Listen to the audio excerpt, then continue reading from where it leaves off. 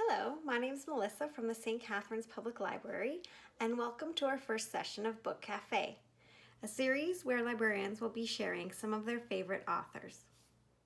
Today I'll be speaking about American best-selling author Eric Larson. The reason I enjoy reading Eric Larson is because of his style of writing, which is narrative nonfiction. He does a lot of research on the people in the book and the time period, and I love learning a lot, but I also love that he writes it as though it's a novel. So there's character development, there's often suspense, and there's also a description of the places and the time period. The Devil in the White City and Thunderstruck are two of Larson's earlier true crime books. The Devil in the White City is set in early 1890 Chicago, where serial killer Henry H. Holmes uses the fair to lure his victims to their deaths.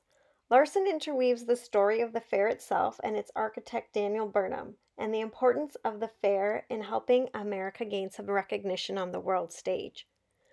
Thunderstruck also interweaves the stories of two different men, that of murderer Hawley Crippen and Marconi, the inventor of the telegraph.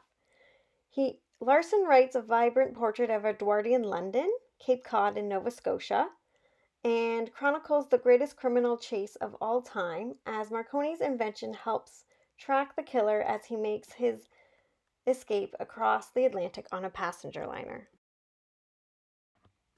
Larson's next three books have some connection to war. In Deadwake, Larson details the last crossing of the Lusitania, which propels America into the First World War. He draws you in because he describes what's happening in America and in Britain, but also goes in depth into what's occurring on the ship with all the cast of characters. In The Garden of Beasts and The Splendid and the Vile, Eric Larson has chosen one prominent politician for 1 year of their life. So in The Garden of Beasts, Larson writes about the American ambassador to Germany, William Dodd, and his daughter Martha as they arrive in 1930s Berlin. At first, Martha is enthralled by the Nazis, but this quickly turns to terror.